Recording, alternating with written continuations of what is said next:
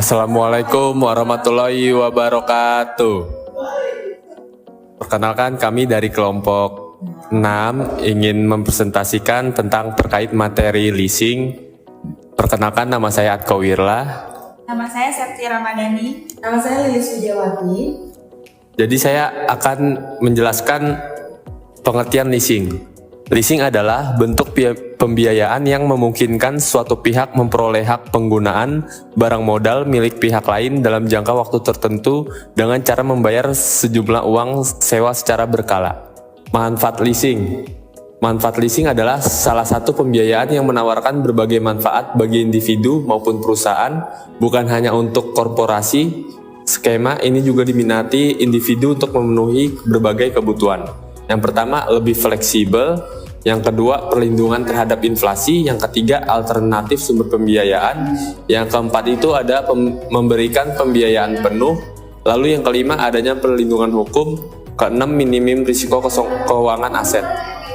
Dan yang terakhir, ada akses teknologi baru.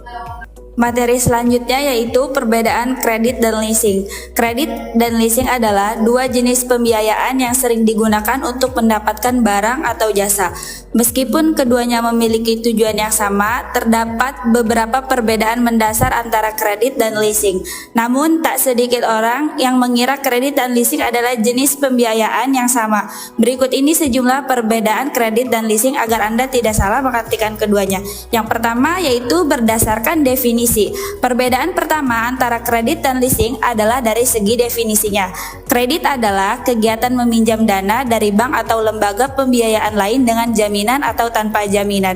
Berbeda dengan kredit, leasing adalah kegiatan menyewakan barang modal kepada perorangan atau perusahaan untuk digunakan dalam jangka waktu tertentu. Perbedaan yang kedua yaitu berdasarkan objek pembiayaan. Objek pembiayaan juga menjadi faktor yang membedakan antara kredit dan leasing. Dalam kredit, yang menjadi objek pembiayaan adalah semua jenis barang atau jasa yang dapat dimiliki secara permanen oleh nasabah.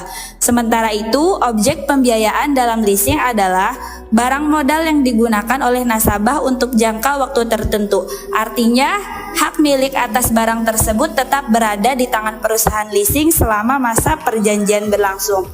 Yang ketiga yaitu berdasarkan akhir kontrak. Pada akhir kontrak kredit, Anda sebagai debitur memiliki kewajiban untuk melunasi seluruh pokok dan bunga kredit sesuai nominal yang telah disepakati sebelumnya.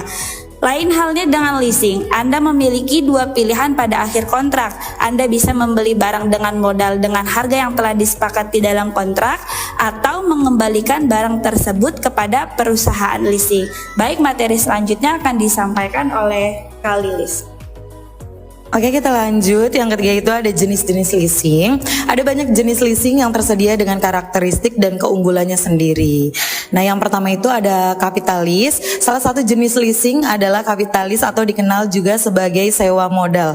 Merupakan skema pembiayaan di mana perusahaan leasing dibutuhkan oleh perusahaan penyewa berdasarkan spesifikasi tertentu. Yang kedua itu ada operating lease, adalah jenis leasing yang paling umum digunakan. Dalam operating lease, pihak perusahaan pembiayaan memiliki kepemilikan penuh atas barang atau aset yang disewakan. Yang ketiga ada sales type lease. Salah satu jenis leasing adalah sales type lease yang merupakan perjanjian sewa di mana kepemilikan aset yang disewakan akan dialihkan kepada penyewa pada akhir masa sewanya. Nah, yang keempat itu ada cross border lease, adalah transaksi leasing yang digunakan lintas negara di mana pihak-pihak yang terlibat berada di negara berbeda. Artinya, kedua pihak tidak berada di bawah yurisdiksi hukum yang sama.